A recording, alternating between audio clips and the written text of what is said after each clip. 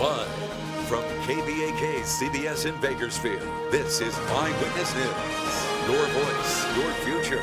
Election night. And first at 11, it is election night, and results are still trickling in 3 hours after polls closed here in Kern County and across California.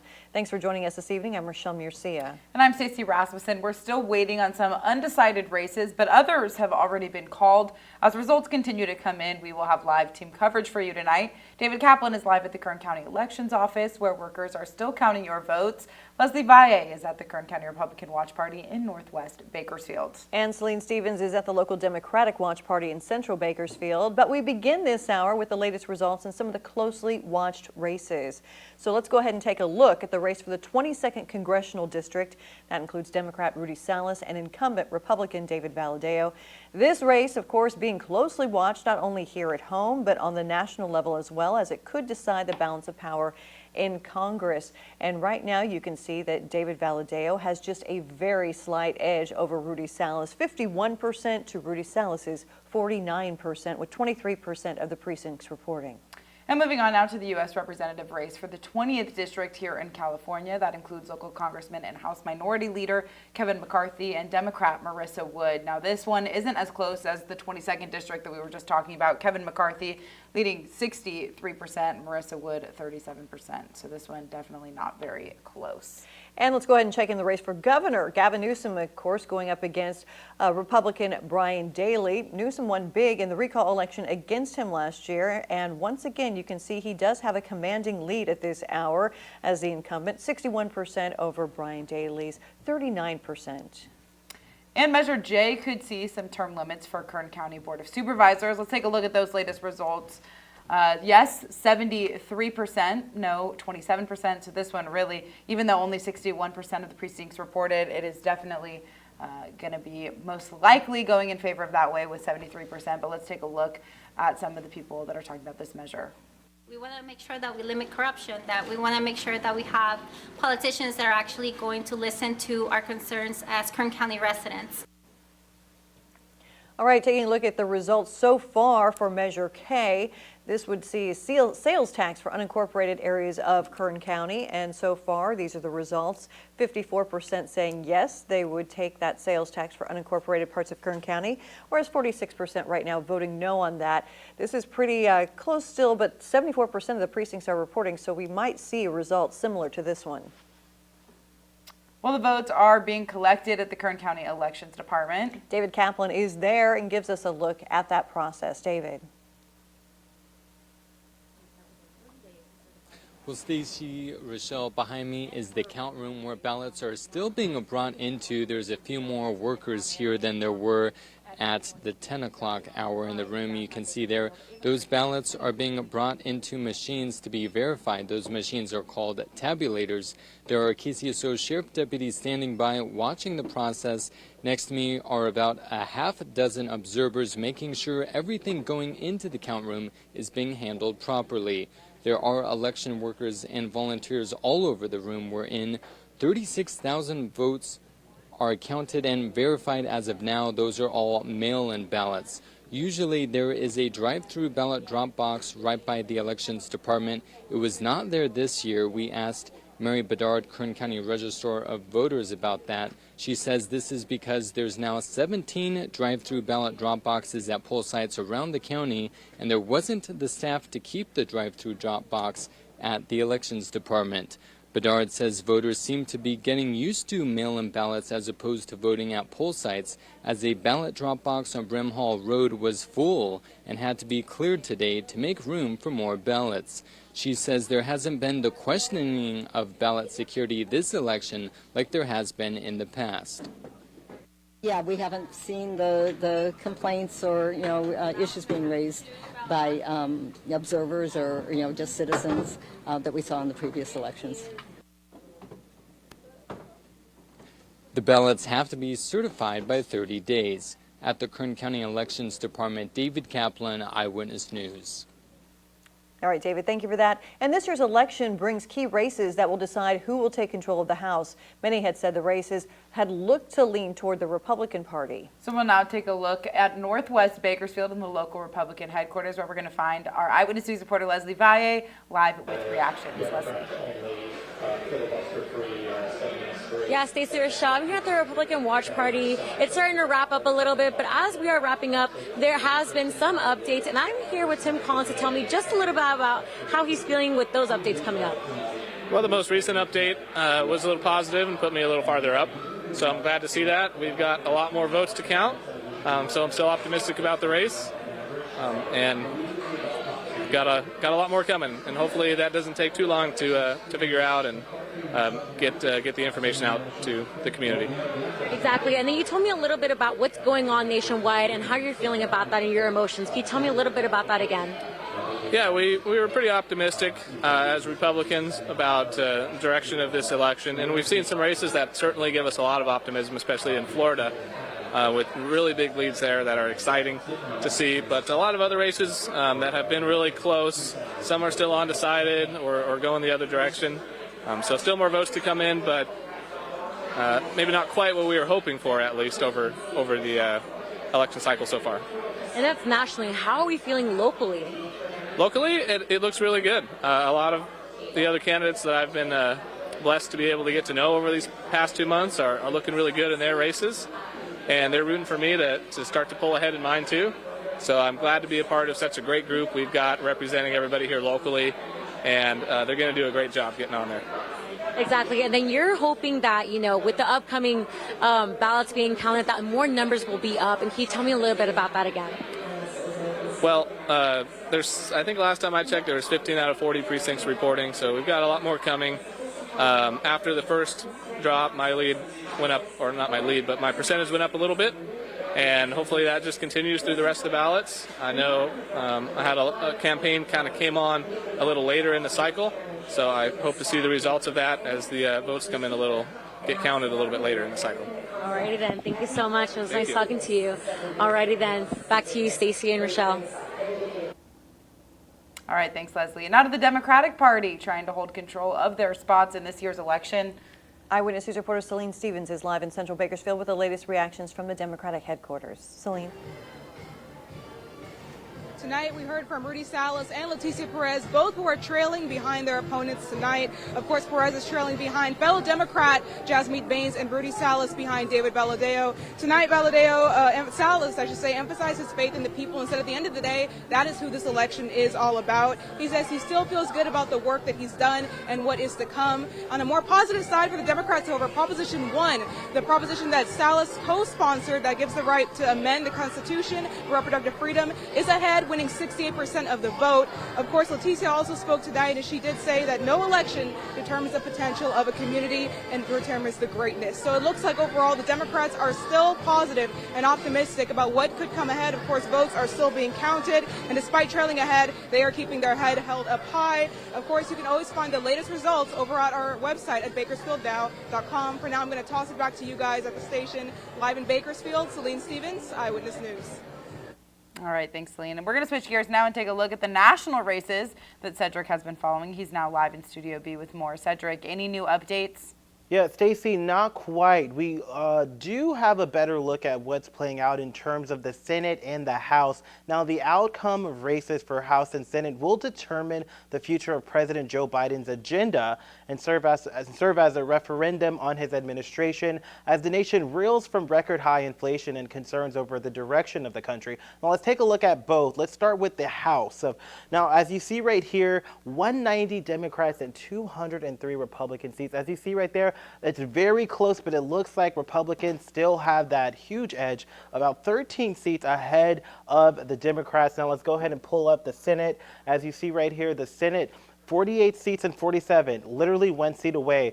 We talked to that analyst earlier. He said that it looks like the Democrats could have an edge and have that 1 seat over. So we'll be looking very familiar. We'll see the Senate possibly taken over, the Democrats taking over the Senate, and then the Republicans taking over the House of Representatives. But we can't confirm that until a few more days. We'll let you know what happens as those numbers continue to come in.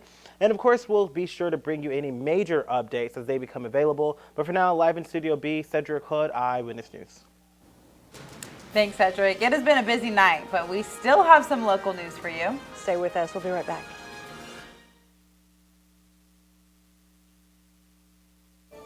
The Bakersfield Police Department has gotten reports of thefts of a device from semi-trailer trucks. That device is called a Common Power Train Controller.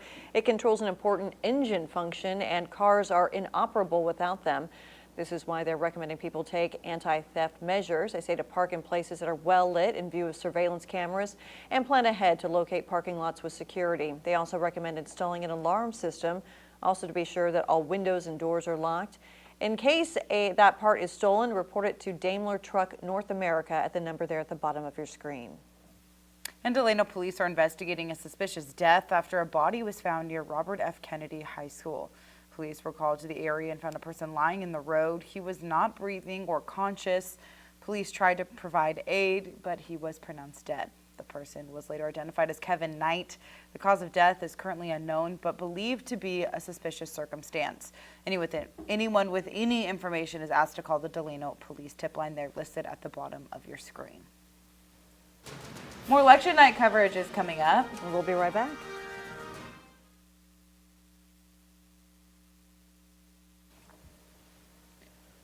We continue our midterm election night coverage as results continue to make their way in, some of which have already been called. Let's go ahead and check back in on some of the closely watched races. The race for District 3 County Supervisor, Brian Smith going face-to-face with Jeff Flores. Flores served as a member on the Kern High School District Board of Trustees. Right now, Flores does have the slight lead over Brian Smith, 52% to 48%, with 71% of the precincts reporting. And Eyewitness News spoke to Flores earlier tonight as results were slow to come in. In some ways, it's a long wait, but in other ways, I kind of expect it, and I just have to be patient. It's been a long campaign, and there's not much left to go. We just have to be patient, let the results come in, and they will, and then we'll see what the voters decide tonight. Another Bakersfield City Council race that we're keeping a close eye on is Ward 3. That's Ken Weir is the incumbent, and Boyd Binninger is trying to unseat him. Right now, Ken Weir, though, does have the lead, 52% to Boyd Binninger's 32%, and the other two candidates trailing far behind there. So Ken Weir with a hefty lead in that one. And meanwhile, in Ward 7 for Bakersfield City Council, Manpreet Kaur is taking the lead over Collins and Gill at this point. 57% is his lead over his next closest opponent, which is Collins at 34%.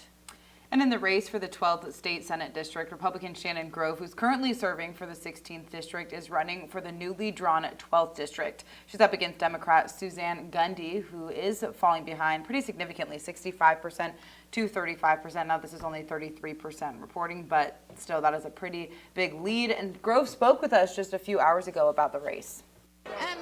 I feel good. I mean, I'm really pleased with the numbers that have come out, but I want to make sure that every vote's counted, and we'll see what happens. And Eyewitness News will continue to follow these races until the final results come in. So stick with us on the air, online, and on social media. Just go to Bakersfield Now, and remember, results are constantly updating there at the bottom of your screen. So many numbers, So many numbers, lots going on. That's true. Of course, I deal with numbers all the time. And the numbers are, they were high, and then they were low, and then some were rain, some were temperature. There are numbers everywhere. Let's check out something other than numbers. It's the radar, and the radar right now shows us where the precipitation is, and we do have a light rain shower in Bakersfield right now. It's been on and off all evening long, nothing too terribly heavy. We've had an additional 207 inches of rain, but you can see some showers popping up right here, and they're all moving in basically from the west, and will continue to do that. And up in the mountains here, not a whole lot going on right now. We did have snow about 2 hours ago up in the the Grapevine area. And there are more showers upstream, so this is going to be pushing in later on tonight. Gorman's picked up over 1 1/3 of rain, and Fraser Park and Lake Isabella over 1 inch, so lots of precipitation there. Kernville, 83/100 of an inch. Tehachapi, 64/100 of an inch. Mojave, a little bit more than 1/2 inch here, and you can see Arvin with a thunderstorm earlier today as the front came through, 61/100 of an inch. Over in eastern Bakersfield, Rio Bravo, 48/100, nearly 1/2 inch of rain. And officially at Meadowsfield, 24/100 of an inch. And you can see CSUB almost 1/4 inch here at the station, only 18/100 of an inch. We wanted more, but we didn't get it. You can see the clouds came through and the rain earlier. But before that, it was a lovely morning. We had temperatures that were quite pleasant for a while. Got up to 69 for a high. Right now it is light raining and 50 degrees outside with 80% humidity, cloudy skies, calm winds now. Earlier today, right around noon, got up to 69 degrees, and the front came through, and we've had about 1/4 inch of rain, which was in the range. What we had said anywhere from 2,500 to about 6,500. So that's about where we were. And you can see normal is 70. And so we were close to that today, but not tomorrow. Temperature is now 48 to 50 degrees, 46 in Delano. It's in the 30s up in the high country in Pine Mountain Club right now, only right at 30 degrees. We can expect to see another 2 to 4 inches of snow above 4,500 feet. Passes could see maybe 1 inch, possibly 2 inches if a significant snow shower moves through. So we're going to see some lingering showers overnight, an additional 1,500 of an inch of precipitation here in the valley, and the passes will be affected to 1 degree or another by tomorrow morning. We'll have more on the weather right after this.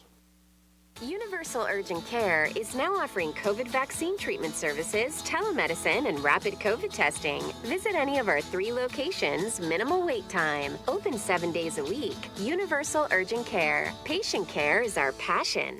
So right before the front came through, 69 degrees. It was great. And then the front came through and temperatures dropped down quickly into the 50s, and we're in the 40s and 50s right now. Once again, 30s up in the mountains. We've had 1/4 inch of rain. This is not correct right here at Gorman. They had about 1 1/3 inch. And you can see pretty goodly amounts down here in LA, over 1.5 inches of rain. Lake Arrowhead had over 5 inches of rain in the past 36 hours. You can see over 1 inch here in the San Francisco area, up in Red Bluff, all because of this low pressure complex which has moved on through, and the second part of that is moving through right now with showers, and the snow level is coming down to about 4,000 feet before it's all said and done. So temperatures tonight will drop into the 40s most spots, a little bit cooler than we are right now. 50% chance for showers continuing. Highs tomorrow, about 58 degrees. We'll get rid of the showers after the first thing in the morning. Should be a partly cloudy afternoon. In the Kern County Mountains, 20s and 30s tonight, so look out for the roads. It could be a little bit of a problem, falling snow levels down to right at the passes. And some morning snow showers tomorrow, highs in the low 40s, but it will begin to clear out into the afternoon. In the Kern River Valley, lows in the 30s tonight, highs in the 40s tomorrow with a few lingering overnight and early morning showers. And in the deserts, lows in the 30s and no rain tomorrow, highs around 53 to 57 degrees in the Kern County deserts. And air quality, of course, will be good for the next many days. No restrictions. For tonight, then, look for a chance for showers, partial clearing, low around 47 degrees. And tomorrow's high, about almost 60, 58 degrees with a brief morning shower. It's a D in the museometer, and we'll have 2 days of upper 50s. After that, look for dry weather going into Veterans Day. Could see some fog in the morning, and on Friday morning, there could be a patchy frost in some areas. In the mountains, 40s for highs. Cold tonight, again, maybe a problem on some of the passes tomorrow morning briefly, and then 50s for the rest of the weekend. And a lingering shower first thing tomorrow morning in the Lake Isabella area, then 50s, then 60s as we go into the weekend. No more rain for a while, but there will be more rain before this month is out, pretty much guaranteed.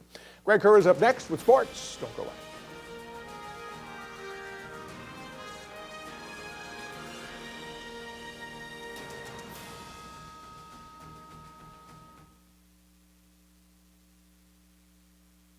Now Eyewitness News Sports with Greg Kerr. And a good Tuesday to you. Hope you're doing well. These are good times at Liberty High School. So good, if you're a Liberty High sports fan, you have a choice to make this Thursday. Watch the football team play host to St. Joseph's. That's in the Division I Central Section playoffs. Or follow the volleyball team down south to Palos Verdes for round 2 of the SoCal State playoffs. Patriots volleyball hosting Harvard Westlake tonight. Opening round of the playoffs, and the block at the net as they bolt to a 2-9 lead. Third set. Watch Emma Frederick just rise up and put it down. Then Lauren Weiss taking her turn at the net. Just a sophomore. There she is with the block. Another block at the net coming up. It's going to be on the far side. Cameron Briggs. And Liberty advances to round 2 of the state playoffs as they sweep Harvard Westlake in 3. The Patriots led by 6 seniors with big plans in the state playoff run. And they want it. They want it bad. So I'm really excited for them and the way that they're playing, especially in the last month. They've really come together. Especially as seniors, I think we really want it the most because, I mean, last year we got knocked out first round of Valley, so we were coming back for revenge this year. We're like, let's do it, go big or go home. All right, Division 5, Fraser Mountain hosting Larchmont Charter. They're from West Hollywood, tied at 1 set apiece. Bella Hobbs at the net for the Falcons, putting that one away. But Chad Clemens taking control of this match. The kill right there. Then this is Clemens with the service ace. And yet another kill as Larchmont wins set number 3. Fourth set, Falcons respond. This is Elva Alvarado with that point sending it to a 5th and deciding set. Once again, Chad Clemens with the kill. And yet another one here. Match point, and why not go to Clemens? As Larchmont takes down Fraser Mountain in 5 sets. Your final in this one, 3-2. The Falcons coming up just short under first-year coach Emily Lira. Once the JV coach, she had a plan for this very young varsity team. My goal, for them, was to win the CIF championship, and they went and they won, and it was amazing. It was honestly such an amazing experience for me as my first year as a coach. It was really amazing to see them just grow so much. All right, meanwhile, the latest college football playoff poll is out. There are still a few more to come. But with losses by Tennessee, they lost to Georgia, and Clemson, which lost to Notre Dame, and Alabama, which lost to LSU, there promised to be a shakeup, and there was. Georgia's back at number 1. They were number 3 when the last poll came out. Now, after that win over Tennessee, they jumped to number 1. Ohio State, with a 21-7 win over Northwestern and really miserable weather, they remain unbeaten, and they are at number 2. Michigan is unbeaten. They move up to number 3. TCU, as I mentioned earlier, it seems like everybody was finding reasons to keep TCU out, but they just keep on winning. They keep beating ranked teams. They play Texas this week. That'll be another challenge. In fact, they're underdogs in the game. But TCU is sitting at number 4. Tennessee was number 1. They dropped to number 5, so they're on the outside looking in, but they still have an opportunity to get back in there. And then Oregon, which lost their season opener to Georgia, which is now number 1, hasn't lost since, and they've improved pretty much each and every week. They had a new coach on that day when they played Georgia, and they have really come into form right now. So Oregon's sitting at number 6. So a quick reminder, by the way, we have high school football this Thursday. Because of Veterans Day. So all the games will be on Thursday except for one. BCHS will play Hanford on Friday because there's a game already in Hanford on that same field on Thursday. So that game will be on Friday. So we've got a busy Thursday. We'll still have 5th quarter on Friday. And, of course, Hometown Sports on Sunday. All right. I think that's in the rules. Hometown Sports on Sunday. All right, very good. All right, and we'll be right back.